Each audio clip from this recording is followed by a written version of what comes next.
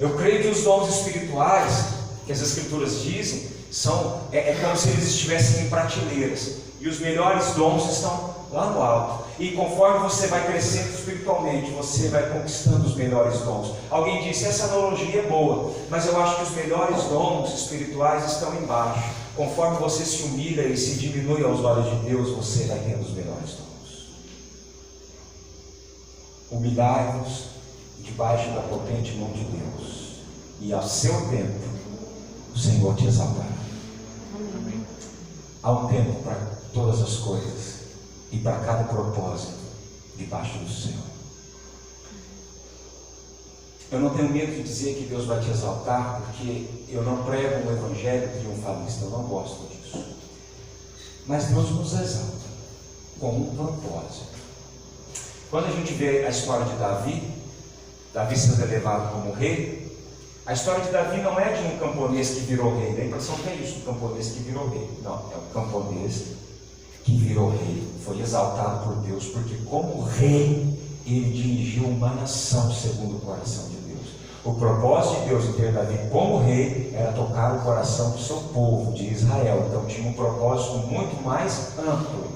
A história de José não é a história de alguém que foi do calabouço ao palácio, simplesmente. A gente canta sobre isso e Deus vai te honrar como honrou José. Não. Deus colocou José naquele lugar de honra como governador para sustentar a nação de Israel naquele período, para que a nação não morresse. Então não tenho problema em dizer para você, Deus vai te exaltar. O que eu quero dizer é, quando Ele te exaltar, entenda que há um propósito muito maior do que simplesmente o seu bem-estar. Não é para isso que Ele te coloca numa posição de honra. Não é para isso que Ele eleva o seu nome. Tem pessoas aqui que de repente querem ser o melhor na sua profissão. Não há nada de errado nisso. Mas quando Ele te colocar naquele lugar, saiba que há um propósito. O propósito é tocar o coração das pessoas ao seu redor e fazer a diferença e manifestar o reino de Deus nessa terra.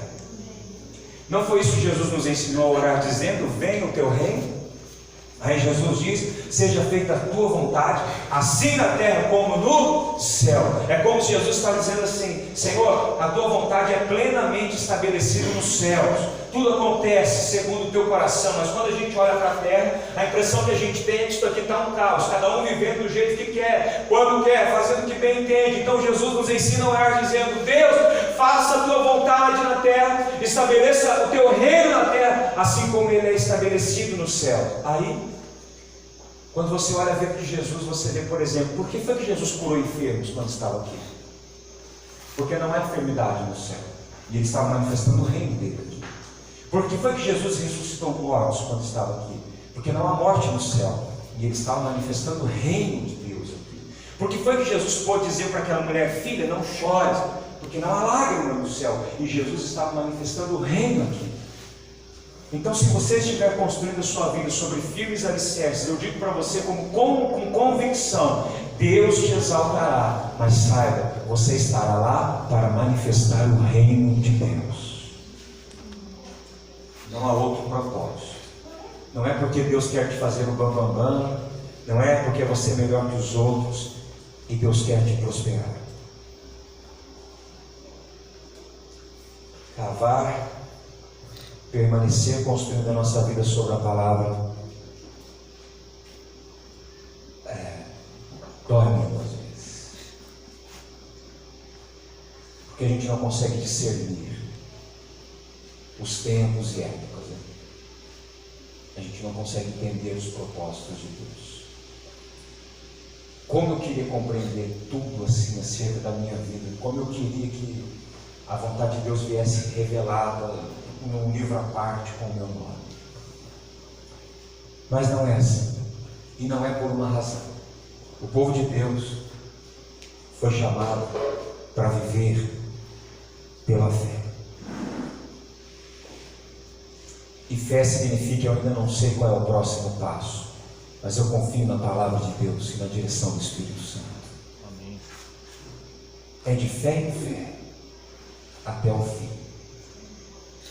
Hoje, quando estávamos tendo essa discussão no bom sentido lá no nosso acampamento, numa rodinha de irmãos, E alguém disse, as Escrituras, todas elas são inspiradas ou não, e aquela coisa, muitas coisas que vocês jovens ouvem, né? Evolução, criação. Eu disse, quer saber de uma coisa? Eu decidi viver pela fé na palavra de Deus, e isso não vai mudar. Eu decidi abraçar a palavra de Deus com tudo que ela é, e viver por ela. Então eu não entro mais nessa discussão. Se as pessoas querem se confundir com isso, o problema é delas. Eu creio exatamente no que a Bíblia diz e como ela diz. Então você crê em Adão e Eva, eu digo com todas as letras, porque Jesus, quando vai falar sobre casamento, diz, não foi assim no princípio, e cita Adão e Eva. Se Jesus fala de Adão e Eva como uma verdade absoluta, ele é o meu mestre, e eu creio com todo o meu coração. E eu não vou ficar relativizando as Escrituras, porque só porque parece impossível aos meus olhos, eu não vou ficar tentando relativizar. Não, de repente Deus pode ter trabalhado por trás de algumas coisas. Eu não vou ficar relativizando. Eu creio nas Escrituras como elas são, e ela para mim é a palavra absoluta de Deus. Porque, mas parece ser tão impossível, e é. O Evangelho, queridos, eu não sei se disseram para você, mas é milagre do início ao fim. Pastor, desculpa, não creio muito desse modo. Você tem que crer desse modo. O nascimento do teu Salvador foi um milagre, foi um nascimento virginal, foi um milagre. A ressurreição dele, no qual toda a nossa fé se baseia, a ponto de Paulo dizer, se Cristo não ressuscitou, vamos parar com isso daqui, porque a nossa fé é vã. A ressurreição dele é um milagre.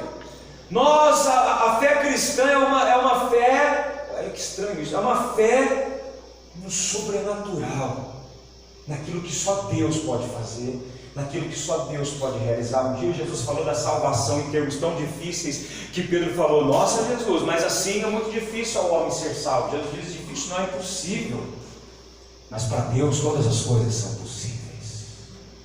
Sabe por que você está aqui, queridos? É um milagre. É um milagre Deus ter te conduzido a esse lugar, para ser edificado pela palavra, para ser transformado pela palavra, para ser discipulado pelo Evangelho. É um milagre. Você poderia estar perdido, você poderia estar caminhando para o inferno, você poderia estar andando em perdição, mas Jesus te fez nascer de novo. E se você disser para mim que o novo nascimento não é um milagre, então não sei o que é. Ele te tornou uma nova criatura, Ele mudou o teu coração, Ele tirou um coração de pedra e Ele colocou um coração de carne. E mais que isso, o Espírito Santo, Deus eterno, habita dentro de você. E quando você caminha por essa cidade, Deus caminha junto com você. Qual é o nome disso? Um milagre. Estarmos aqui hoje é um milagre dos céus. Adorarmos a Deus é um milagre dos céus. Saber que quando Jesus vier sobre as nuvens, nós estaremos com Ele é um milagre. E só desfruta desses milagres aqueles que têm decidido edificar a sua vida sobre a rocha. Onde você tem edificado a sua vida? Controle a tua ansiedade. Hoje ouvimos lá pela manhã, respire fundo, porque onde há ansiedade, muita ansiedade, tem uma forte possibilidade de você estar construindo algumas coisas sobre a areia. A Bíblia diz, a tribulação gera paciência, a paciência, experiência, a experiência, a esperança.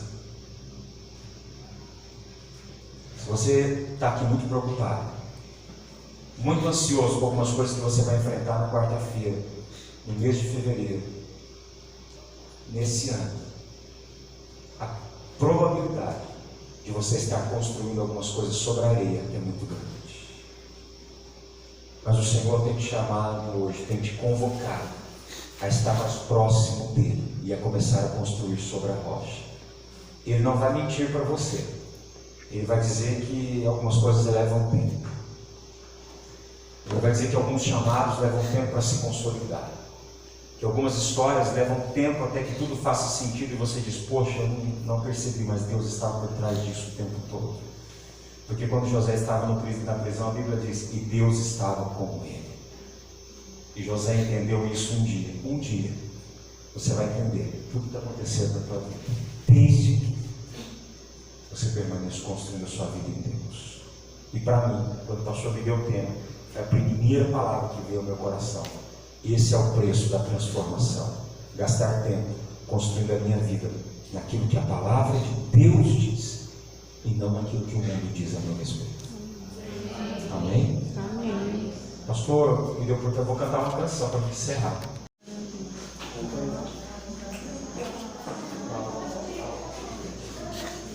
Aleluia.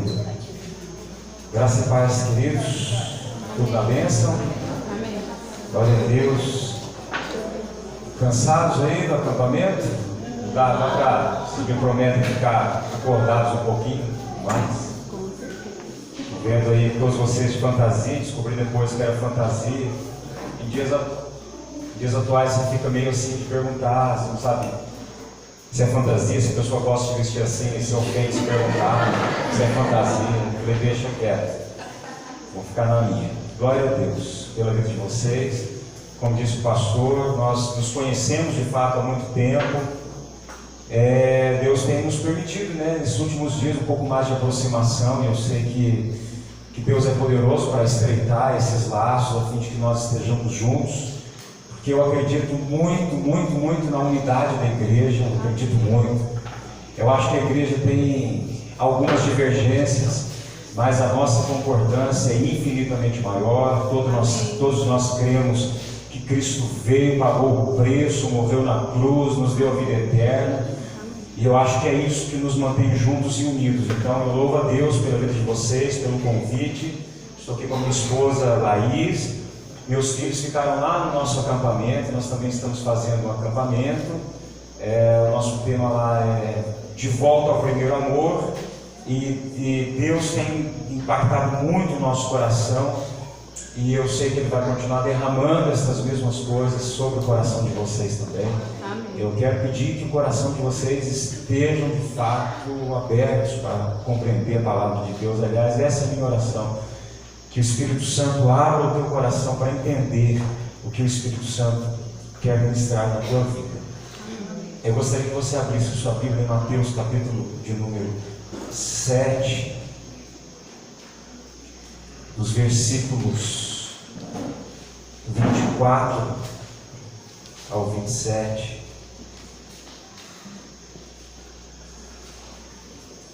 Aleluia. E de fato que o Espírito seja derramado, Deus, sobre nós nessa noite, em nome de Jesus, mudando os nossos corações.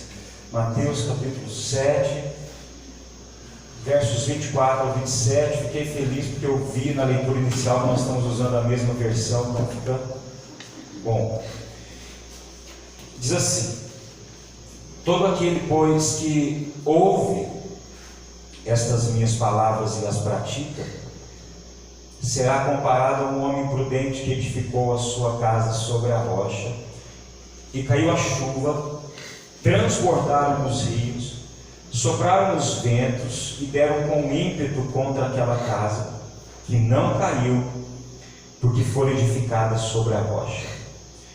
E todo aquele que ouve estas minhas palavras e não as pratica, será comparado a um homem insensato que edificou a sua casa sobre a rocha. Caiu a chuva, transbordaram os rios, sopraram os ventos e deram com ímpeto contra aquela casa, e ela desabou, sendo grande a sua ruína. Palavras assim, bem diretas, duras de Jesus para alguns de nós, porém de grande conforto para outros de nós. Hoje estávamos lá no nosso acampamento, de repente você vê uma rodinha de irmãos conversando. Você fala, pelo menos no acampamento com a presença do pastor aqui, nós temos 4 casais de pastores lá, então 8 pastores, piada suja não deve estar contando, não deve estar falando nada deve estar falando sobre a Bíblia. E eu cheguei lá e de fato eles estavam falando sobre como algumas pessoas relativizam as escrituras, Chegou alguém a comentar se toda a escritura é de fato inspirada, ou se tem algumas coisas que são apenas históricos e que Deus não tem muito a ver com aquilo. Eu dei a minha opinião dizendo que o Salmo diz que toda a palavra de Deus é pura E o homem é incapaz em si de produzir qualquer coisa pura. E se toda a palavra é pura, toda a palavra tem que ser inspirada por Deus. E num outro texto a Bíblia diz que a palavra de Deus está firmada para sempre nos céus. E a Bíblia diz que nos céus não permanece nada que carrega algo corruptível, sujo, imundo em si mesmo. E se a palavra de Deus está firmada para sempre no céu, toda ela é pura, toda ela é inspirada. Mas nós chegamos numa conclusão de que o problema não é esse: considerar as Escrituras puras, verdadeiras, reais. O nosso problema é viver de fato aquilo que ela diz. É o que Jesus vem dizendo aqui: aquele que ouve a minha palavra e a pratica. E depois ele fala sobre aquele que a ouve e que não pratica. O mundo é muito cruel. O mundo é muito cruel. No mundo raramente há amizades verdadeiras. No mundo raramente há um amor desinteressado. No mundo raramente há um carinho e um companheirismo que sejam genuínos. Então eu diria que as pessoas sofrem muito no mundo. Aí um dia elas entram dentro da igreja, de uma igreja, porque foram convidadas para um evento, para um momento especial, um culto diferente. Aí eles percebem que tem gente os cumprimentando na porta, diáconos, obreiros, irmãos designados ali na portaria da igreja, e que ele entra na igreja e recebe um abraço e diz: que coisa interessante, nunca aconteceu isso comigo. Aí ele senta na cadeira e vem alguns irmãos cumprimentá-lo, perguntar se está tudo bem com ele, se está tudo certo, e ele começa a se sentir bem naquele lugar. Aí começa a tocar música, e ele vê que a música é interessante, que tem uma letra legal, e ele vê todo mundo de pé e cantando junto, e ele se sente contagiado com aquilo e diz: poxa, que legal, que ambiente interessante. Aí o pastor deu uma palavra, e naquele dia o pastor escolheu um texto de ânimo, de perseverança, escolheu um texto para trazer vida ao coração, e ele diz: meu, que lugar extraordinário. Aí, como aquilo tem um contraste muito grande com o mundo, ele começa a se interessar pelo ambiente da igreja, e ele começa a frequentar. Aí passam-se 2, 3 meses, ele diz: não fico sem ir à igreja, porque a igreja é um ambiente interessante para mim. Mas eu fico me perguntando: quantos daqueles que estão frequentando as nossas igrejas nasceram de novo? Quantos daqueles que estão frequentando nossas reuniões de domingo ou semanais realmente foram regenerados no seu coração pelo Espírito Santo? Será que a igreja não se tornou para algumas pessoas um lugar gostoso de se estar, onde nós temos amizade e comunhão, mas não há novo nascimento? Eu fico muito preocupado com isso. E tenho batido muito na tecla na igreja, em algumas mensagens, sobre conversão. Eu vejo Pedro caminhando com Jesus por tantos anos, e um dia Jesus diz a Pedro: Pedro, essa noite o diabo pediu para colocar você numa prova muito grande, mas eu roguei a Deus para que a tua fé não desfaleça. Então ele diz para Pedro: mas você, Pedro, quando se converter, fortaleça os seus irmãos. Espera, Jesus estava dizendo que Pedro caminhava com ele, que estava com ele, que ouvia sua palavra, mas ainda não havia uma conversão genuína no coração. Por que eu estou dizendo isso? Porque você não pode praticar a palavra de Deus sem antes ter nascido de novo. Alguém que não nasceu de novo não tem condições de viver aquilo que a palavra de Deus diz. Porque Jesus, quando falou acerca da palavra, ele disse: a palavra que eu tenho dito a vocês são espírito e vida. São coisas que você não toca com as suas mãos, não é algo que você consegue colocar numa lista, não é algo que simplesmente te coloca possibilidades ou regras. A palavra de Deus não é desse modo. A palavra de Deus é algo que habita o teu espírito. Se você nasceu de novo, alguém que nasceu de novo consegue amar o próximo. Alguém que nasceu de novo consegue andar em santidade. Alguém que nasceu de novo tem o seu prazer na lei de Deus, e na sua lei medita de dia e de noite. Responda para si mesmo se você está lutando contra o pecado. Então lutar contra o pecado é normal, todos nós vamos lutar contra o pecado, mas se o pecado tem que ganhar terreno na sua vida todo dia, toda hora, todo tempo, e você diz simplesmente eu não consigo, pergunte-se a si mesmo: eu nasci de novo, Senhor? Há uma conversão genuína no meu coração? As coisas velhas se passaram, tudo de fato se fez novo em minha vida? Porque essa é a crítica de Jesus. Jesus, nos capítulos 5, 6 e 7 de Mateus, ele começa a tratar de vários assuntos. Eu, como pastor e como pregador, eu já tentei procurar coerência aqui nesse sermão de Jesus. Eu não encontrei coerência no sentido de um sermão bem preparado. A gente gosta de colocar o ponto A, ponto B, que liga ao ponto C e faz conclusão. Jesus, ele começa num assunto, ele vai para outro, depois ele volta em um e ele começa a falar um monte de coisa. O problema é que quando ele termina, as pessoas dizem a sua palavra com autoridade, porque toca o nosso coração, porque muda a nossa vida, porque muda a nossa história. E depois de Jesus passar por diversos assuntos, falar sobre jejum, falar que nós somos a luz do mundo, mudar alguns conceitos errados que eles tinham do Antigo Testamento, falar sobre adultério, falar sobre juramento, falar sobre vingança, falar sobre o amor ao próximo, falar sobre dar esmolas, falar sobre oração, sabe? Falar sobre o fato de que o nosso tesouro deve estar no céu. Jesus fala um monte de coisa. Aí ele diz: aquele que ouve estas minhas palavras e as pratica, eu vou comparar esse homem a um homem que edificou a sua casa sobre a rocha. Vieram os ventos, a tempestade, bateram contra aquela casa e ela permaneceu inabalável. Aquele que ouve estas minhas palavras e não as pratica é semelhante ao homem que construiu a sua casa na areia. Vieram as tempestades, vieram os problemas, as adversidades, bateram contra aquela casa e foi grande a sua ruína. Onde você se encontra nesse espectro? Daqueles que ouvem e praticam, daqueles que ouvem e não praticam. É muito fácil nós encontrarmos aqui a semelhança, a diferença entre esses dois homens. Se eu perguntar para vocês qual é a diferença entre os dois, você vai me responder de pronto: um ouviu e praticou, o outro ouviu e não praticou. Mas eu quero falar um pouquinho da semelhança entre os dois. A diferença, ela é óbvia. E a semelhança entre os dois? Porque às vezes é difícil reconhecer, porque há muita semelhança entre esses dois.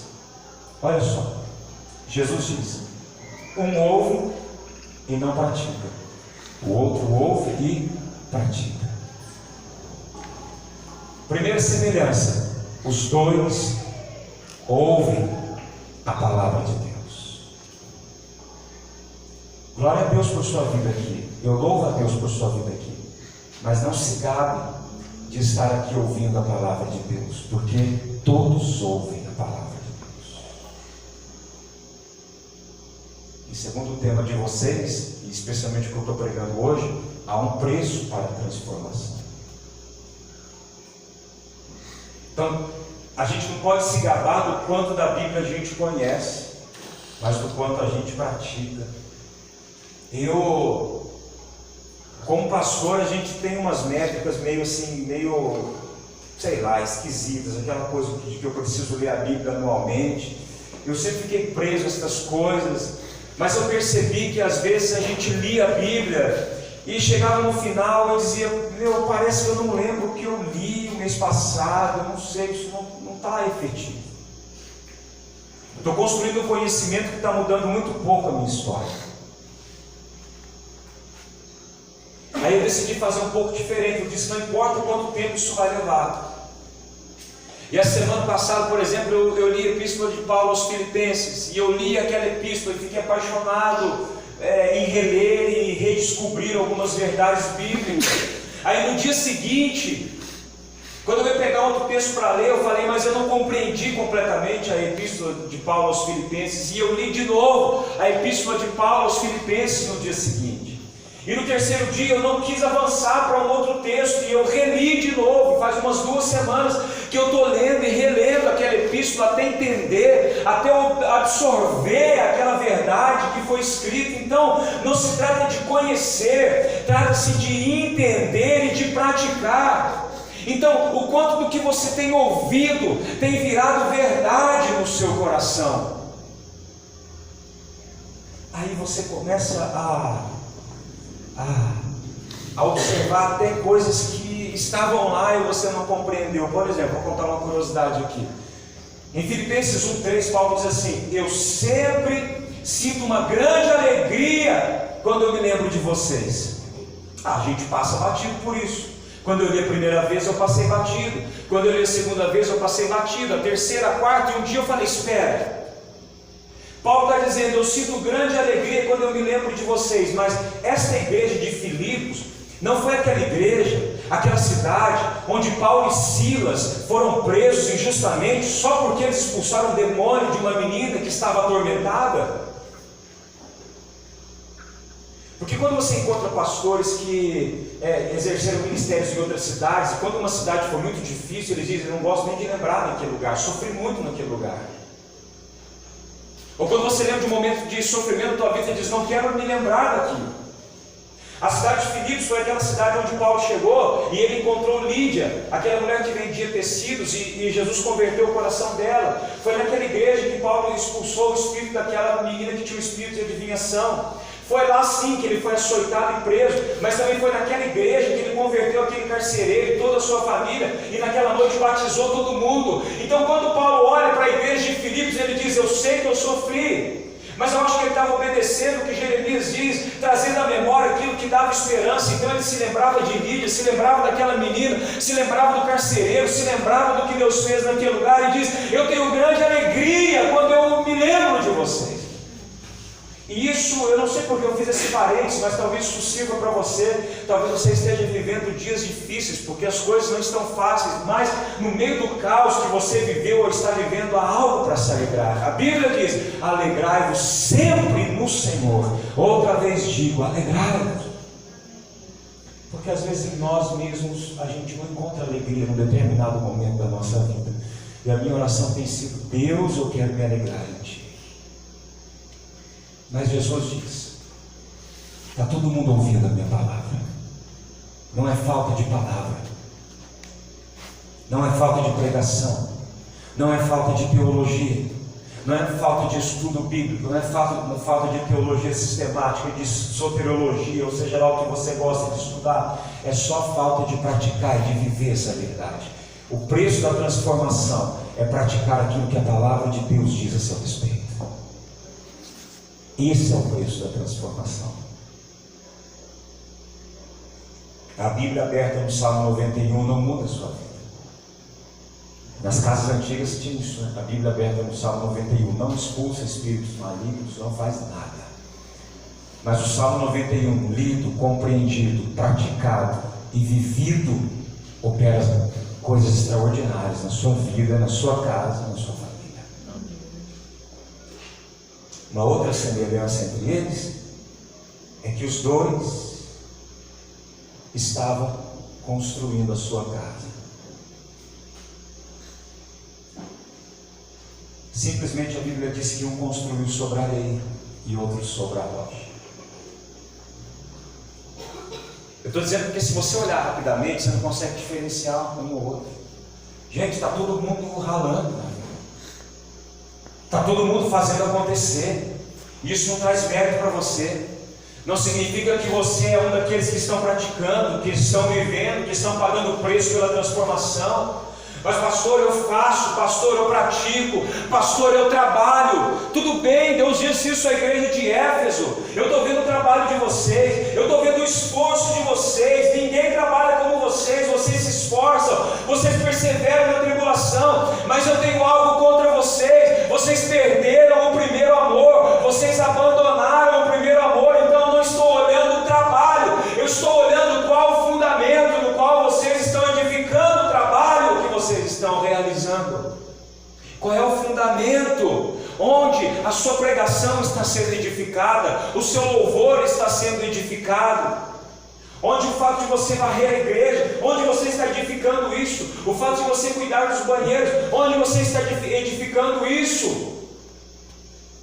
Porque eu posso cantar aqui, eu posso ter uma voz linda, e todo mundo pode me elogiar, e aparentemente todo mundo pode, poxa, olhar esquisito, porque está todo mundo elogiando. O meu louvor pode estar edificado em Cristo e no amor, mas eu posso estar fazendo algo muito simples e humilde, e todo mundo dizendo: está vendo, coitado daquele irmão, aquele é um homem de Deus. Mas quando eu estou ali, eu estou fazendo para impressionar. O fundamento não é o evangelho, não é o que Deus quer, não é o amor. Então, pare de ficar medindo o que você é ou não no reino de Deus a partir das coisas que você faz. Está todo mundo fazendo, você não é diferente de ninguém. Ainda em Filipenses disseram para Paulo que tinha um monte de gente pregando o evangelho, mas gente invejosa, dizendo: olha, está vendo, se Paulo fosse bom ele não estava preso, bom sou eu que estou aqui fora pregando, quer dizer que Deus está me honrando. E pregava o evangelho. Paulo ficou sabendo disso e disse: quer saber, o importante é que Cristo seja anunciado. O que eu estou dizendo? Estavam pregando o evangelho, mas aquilo não fazia deles praticantes da palavra. Então não se orgulhe do seu trabalho, não se orgulhe do que você está fazendo para Deus, se orgulhe do que Deus está fazendo em você. Paulo falou: se alguém tiver que se gloriar, se orgulhar em alguma coisa, glorie-se em Cristo, no que Ele faz, na graça e no amor dele, liberado sobre as nossas vidas. Porque dele, por Ele e para Ele são todas as coisas. Ontem eu ouvi de um irmão que foi ministrar para nós lá, o irmão Jader. Vocês devem conhecer, ele dá aula de geografia no Samaritano. Se não conhecem, fica uma sugestão, um excelente pregador. E ele estava me contando do pai dele, que faleceu. Ele disse que o pai dele era diácono na igreja, e ele disse que o pai dele não era de visitar, não era de pregar, não tinha esses talentos, esse chamado. Ele disse que o pai dele distribuía ceia, olhava os carros. Mas ele disse: o dia que meu pai ia distribuir a Santa Ceia, ele se consagrava, jejuava e orava. No dia que meu pai ia olhar os carros, ele se consagrava, orava e jejuava.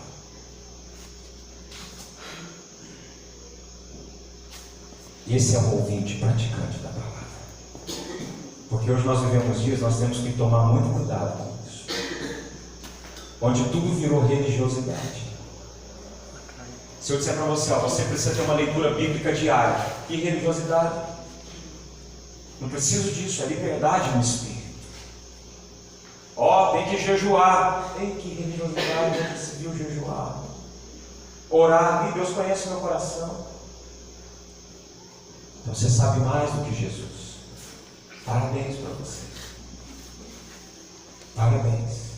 Porque eu não preciso de pastor, sabe mais do que Jesus. Porque Efésios 4:11 diz: Ele deixou os pastores para edificar o corpo de Cristo. Eu não preciso. Então Jesus, Ele deixou pastores menos para você. Você é o cara. Você não precisa de ninguém instruindo você. É religiosidade.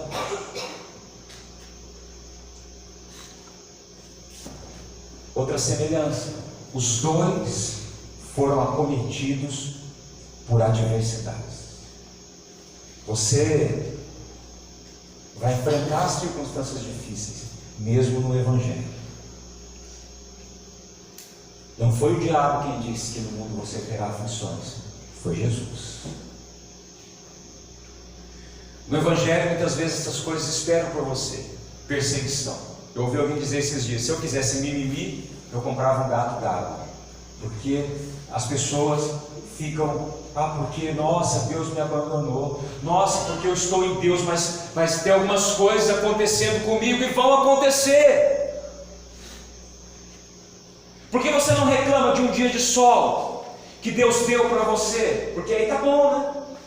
A Bíblia diz que Deus faz o sol nascer sobre os justos e injustos, mas a chuva também cai sobre justos e injustos. Você quer que o sol nasça sobre todos, mas que a chuva e a tempestade caia só sobre o ímpio. E aí como é que nós vamos ver a diferença entre quem é de Deus e quem não é? Porque as Escrituras não dizem que a diferença entre quem é de Deus e quem não é o fato de que uns vão passar por adversidades e outros não. A diferença entre quem é de Deus e quem não é que depois das adversidades uns vão permanecer e outros não. Uns vão permanecer e outros vão abandonar a fé. Uns vão abandonar a Deus. Uns vão voltar para trás. E outros talvez vão dizer como Jó: Deus me deu, Ele tomou, bendito seja o nome do Senhor. Deus é Deus sobre toda e qualquer circunstância, eu permaneço nele. Eu também não estou pregando aqui o evangelho de sofrimento o tempo todo, não é uma teologia do sofrimento. Mas às vezes a nossa fé é provada. Não tem uma canção que diz: cada vez que a minha fé é provada, o que ele faz? Tu me das a chance de crescer um pouco mais.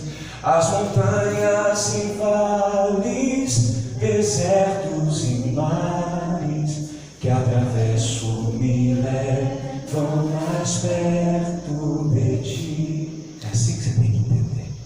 É assim que você tem que compreender. Que se você é o Filho de Deus, e se você permanecer firme nestas circunstâncias, essas adversidades vão te aproximar de Deus. Por fim, a diferença entre esses dois é que um decidiu edificar sua vida sobre a rocha e outro sobre a areia. Edificar a vida sobre a areia é infinitamente mais fácil e mais rápido, mas não é duradouro. Esse texto significa o seguinte: imagine você em um lugar que tem um terreno arenoso. Aí você cava um tanto para fazer o alicerce. E você cavou o tanto que você acha que dá certo e começa a construir a sua casa. Esse é aquele que constrói sobre a areia. O que construiu a casa sobre a rocha foi aquele que disse: o terreno não é tão bom, então é necessário cavar mais fundo até encontrar a rocha. E às vezes essa rocha está de fato assim em um lugar bem profundo. Então leva mais tempo, é mais difícil, só que é mais duradouro. E eu estou vendo que a maioria aqui é jovem, e jovem é muito ansioso. O que tem de jovem construindo a sua vida sobre a areia não está escrito no gibi. E quando eu falei não está escrito no gibi, vocês viram a minha idade, porque é um ditado meio antigo esse, não está escrito no gibi. Hoje ninguém lê gibi mais, né? De jovens que estão construindo a sua vida sobre a areia. Querem as coisas rápido demais. Querem que tudo aconteça rápido demais. As pessoas levaram 30 anos para ficarem milionárias. O cara quer ter o primeiro milhão antes dos 25. Aí paga um preço desgraçado para ter esse 1 milhão antes dos 25. Deixa de viver. Fica insuportável. Alguns que são casados perdem a família, perdem relacionamentos, mas tem alvos, esses alvos precisam acontecer rapidamente. No ministério é a mesma coisa, fica queimando um monte de etapa. Na vida, nos relacionamentos, a mesma coisa. A gente quer construir a nossa vida sobre a areia. Por quê? Porque nós estamos preocupados com o que os outros pensam. E se os outros não virem que eu estou construindo rápido, se os outros não virem que eu estou progredindo rápido, o que é que eles vão pensar de mim? Não é? Aí se eu iniciei um ministério, e se as coisas não acontecerem rapidamente, o que as pessoas vão pensar de mim? Vão pensar que Deus não está comigo.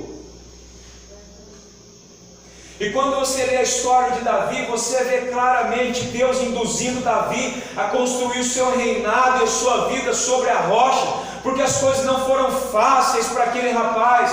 Tudo deu errado no início, foi abandonado por amigos. O primeiro exército que ele liderou foi de homens violentos, desempregados, endividados, abandonados. Teve que se esconder, teve que se fingir de doido algumas vezes, passar escassez, enfrentar gigantes e adversidades, mas ele estava construindo o seu reinado sobre a rocha. Saul, por outro lado, construiu o seu reinado muito rápido. Um dia Deus o chamou e ele se levantou e ele já foi o cara, mas ele se perdeu no meio do caminho, porque é assim. Provérbios 19, 21 diz: muitos planos há no coração do homem, mas os propósitos do Senhor é que permanecerão.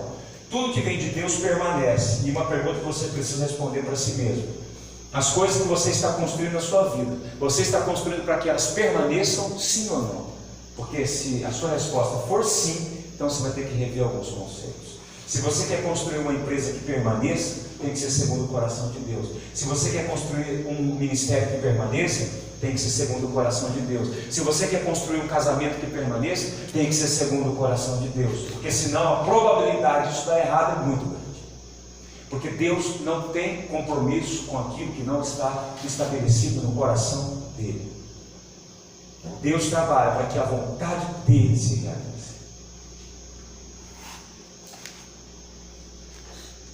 Construir a vida sobre a rocha dá muito trabalho. O que acontece quando você está construindo a vida sobre a rocha?